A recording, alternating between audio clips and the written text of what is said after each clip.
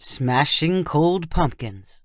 October 31st, 2018, Huntsville, Alabama, USA. The warm fall evening was perfect for trick-or-treating. Changing and fallen leaves cast an orange glow over Jasper Jorgensen's neighborhood as the sun clung to the sky above the horizon. Some parts of Huntsville looked on trick-or-treaters as a nuisance. But Jasper lived in a part of town where trick-or-treating was embraced. Houses were spaced so that the ratio of candy per mile was high, and enough residents gave out full-sized candy bars to make the total payoff the best in the city. Trick-or-treaters had been on Jasper's mind since he installed a new doorbell camera. He loved monitoring delivery drivers and door-to-door solicitors. On Halloween night, he sat glued to his laptop, watching a live video of his porch. With an exterior light turned on, he had a clear view of the spiderweb decorations added by his wife and the flickering pumpkin he had placed near the porch's steps. "Here come the first customers," Jasper called to his wife, Lorene. "Hurry, they're about to knock." I'm coming, called Lorene. She grabbed a mixing bowl of candy from the kitchen counter and scurried to the front door. "Remember to only give them one. Don't let them grab a whole handful." "I know, Mr. Scrooge. Any other advice on how to hand out candy?" Jasper watched as the front door opened. Lorene dropped a piece of candy into bags held out by small children wearing princess and cowboy costumes. Their parents hung back in the shadows. "Cute kids in that first batch," Jasper said to Lorene when she returned to the kitchen. "Why don't you come meet some of them yourself?" suggested Lorene. "Nah, I'd rather watch from here. They don't want a grumpy old man giving them their candy." Jasper kept his eye on the computer screen, alerting Lorene about new arrivals. He called out how many kids were on their way to the door and their approximate ages. As the night grew later, the average age climbed. Fewer and fewer parents tagged along. After the last of the sunlight disappeared and real darkness blanketed the neighborhood, there was a noticeable shift in the attitude of the trick-or-treaters. Older teenagers showed up without costumes. They held up bags and sarcastically called "trick or treat." Their tone sounded challenging, as if they dared Lorene to ask why they did not wear a costume or if they were too old for candy. Jasper sensed potential mischief in the air. When he spotted two teenagers creeping up to his porch, one of them holding a baseball bat, he called excitedly to his wife, "Here we go. Watch this. Keep your eye on the pumpkin. Oh, this'll be good." The pumpkin Jasper had positioned near the steps was no ordinary jack-o'-lantern. It was the main reason Jasper was so excited about Halloween and his doorbell camera. Jasper's neighborhood was famous for trick-or-treating and for pumpkin smashing. No one could quite remember when the two traditions became intertwined, but the innocent, trick-or-treating children gradually transitioned to pumpkin-smashing teenagers. Halloween night provided a couple of unsupervised hours to take out adolescent aggressions on defenseless pumpkins. The next morning arrived with the remains of a massacre. Pumpkin seeds and pumpkin guts covered sidewalks and lawns. Some residents did not seem to care. They accepted pumpkin smashing as a tradition. Others hid their pumpkins after the sun went down. Rather than subject them to ruthless teenagers, the pumpkins were carried into garages and backyards where they experienced a natural death, shrinking and rotting until Thanksgiving. Jasper did not have any tender feelings for his own pumpkins, but he did not appreciate destruction on his property. He might not have cared so much if the pumpkin smashers cleaned up after themselves, but he was always the one picking pumpkin seeds off the cement walkway. This year was going to be different. The installation of his doorbell camera led to a brainstorm about a pumpkin which could not be so easily smashed. How fun it would be to watch teenagers wail and stomp on something they could never destroy. At first, Jasper planned for a solid steel or a concrete pumpkin. He loved the idea of kids stubbing their toes when they kicked it. When he thought about the weight and his bad back, he decided on something lighter. A big, fat, rubber pumpkin. Jasper considered himself an independent inventor and problem solver.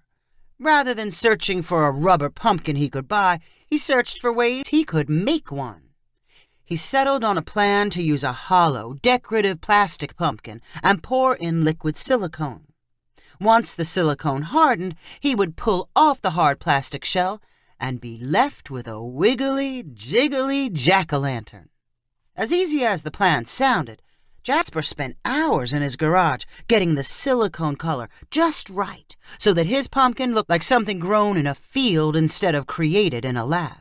He also had to figure out how to keep the plastic mold from sticking to the silicone and how to leave holes for eyes, a mouth, and an LED candle.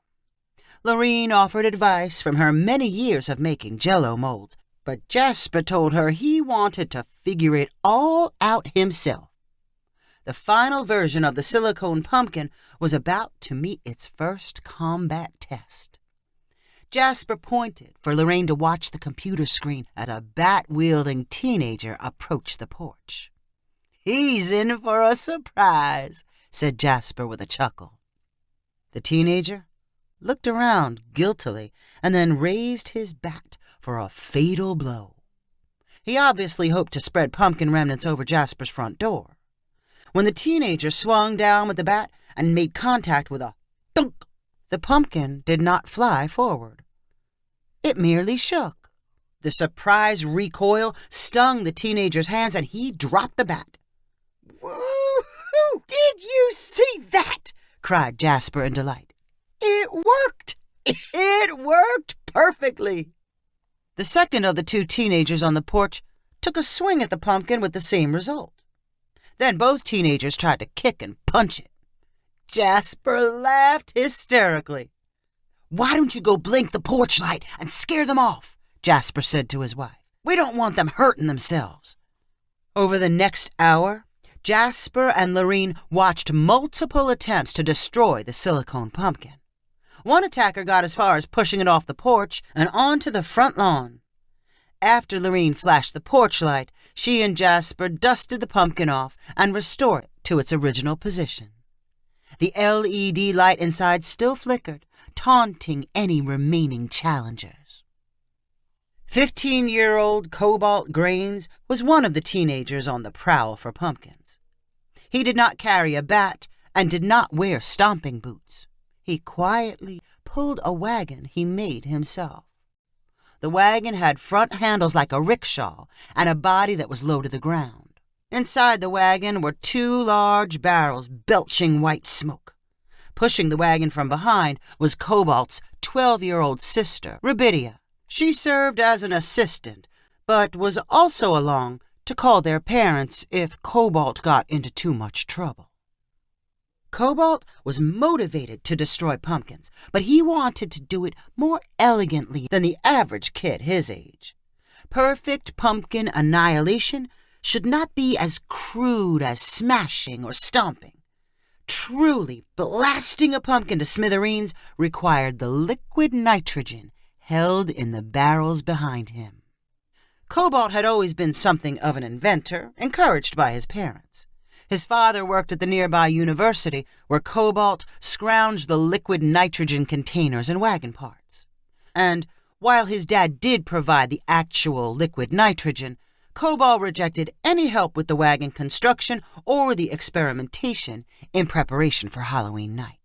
"There's one," Cobalt called to his sister after spotting an intact pumpkin next to a 2-story brick house. They stopped, and Cobalt positioned his wagon so that it was directly in front of the walkway that led between the street and the house's porch. Then, dressed in dark orange clothing, Cobalt slowly snuck up on the pumpkin. When it was within reach, He grabbed it with both hands and tiptoed back to the wagon. With Rubidia's help, Cobalt dropped the pumpkin into a wire basket and lowered the basket into a wide-mouthed liquid nitrogen container.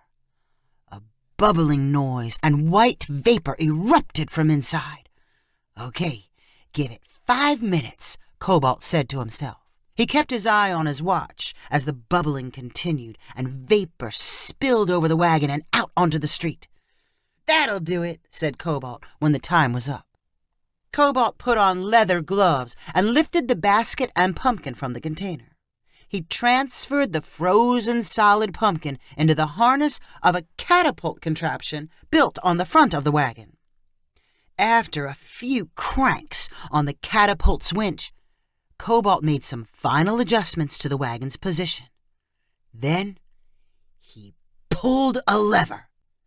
The frozen pumpkin rose into the night sky, hung there for a second, and then crashed down onto the concrete. 1,000 frozen shards burst from the impact point. "Bullseye," said Cobalt with satisfaction. "How many more are we going to do?" asked Rubidia. "Until we run out of pumpkins or liquid nitrogen," answered Cobalt. He dumped some of his liquid nitrogen reserves from the second container into the one with the wider mouth.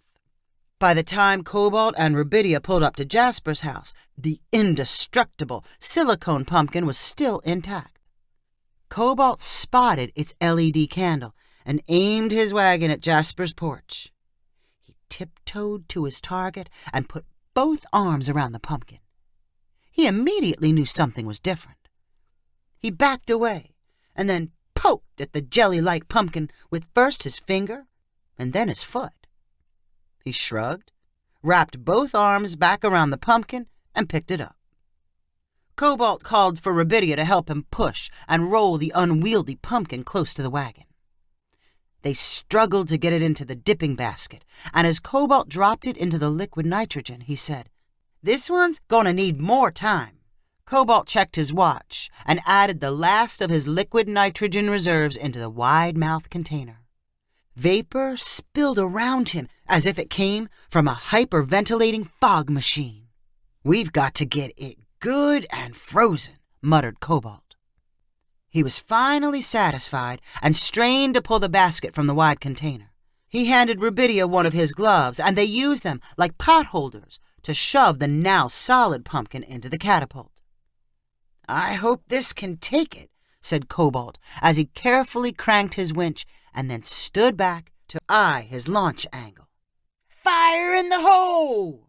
said Cobalt as he yanked on the catapult's lever. The magnificent silicone pumpkin sailed into the air. It did not reach the height of some of the earlier launches, but when it came crashing to the earth, it exploded into more pieces. Frozen bits of silicone disappeared across Jasper's front yard. Inside the house, Jasper had watched the whole thing on his computer screen. He sat mesmerized until his pumpkin disintegrated. In a shocked response, he hurried to his front door and flipped on the spotlight, which illuminated his entire front yard. Jasper shuffled to the spot where the pumpkin had made contact with his walkway and leaned down for some of the tiny silicone remnants. He wondered how he was going to pick the silicone out from the grass in his lawn. Jasper stood up and got his first in-the-flesh look at Cobalt. The teenager stood next to his wagon, his hand still close to his trigger level. Jasper walked slowly toward him, still surveying the frozen damage. "I worked on that pumpkin a long time," said Jasper in a cool voice. Cobalt could not tell if the man approaching him was out for revenge. "It was a really nice pumpkin," he called. "I didn't think you'd care if I smashed it. I thought that's what people around here do." Jasper stopped at the end of his walkway and took a long look at the liquid nitrogen wagon. "I don't think I'm mad. I guess I'm impressed. You've got a nice rig here." "Thank you. I made it myself," replied Cobalt in a relieved voice. "Do you do this to pumpkins every Halloween?" No, it's my first time. Do you make your own special pumpkins every Halloween? My first time, too, replied Jasper. You know, most people don't appreciate how much work goes into building something yourself. They think you can buy everything. Yeah, that's true. Jasper kicked at a little silicone shard near his foot. He chuckled to himself. You know, I mostly like to work on projects by myself, but I was thinking maybe it would be fun to try something with a partner. You ever thought about something like that? I kind of like to work alone, replied Cobalt. Yeah, so do I. But I bet if we put our minds together, we could come up with something epic. You could make one part of it, and I could make another. Cobalt bit his lip and thought for a moment. It might be possible. I did like your pumpkin. Maybe we could do something for next Halloween. Sure, next Halloween. You know where I live. Stop by any time and we can talk about it. Okay, I will. You gonna smash any more pumpkins? I think I'm done. I'm out of liquid nitrogen. And I guess I'm out of pumpkins. We'll both call it a night then. Hey, did you get any candy? No, we were kind of busy. Jasper returned inside and brought back all the unopened candy Lorene had not given away. He poured it into an empty spot in the wagon and called, "Happy Halloween!" as Cobalt and Rubidia pulled and pushed their way down the street. If you enjoyed this story, please rank it on the website 500ironicstories.com. Please subscribe on the website to get weekly updates as new stories are posted. And please share with friends using the convenient links available.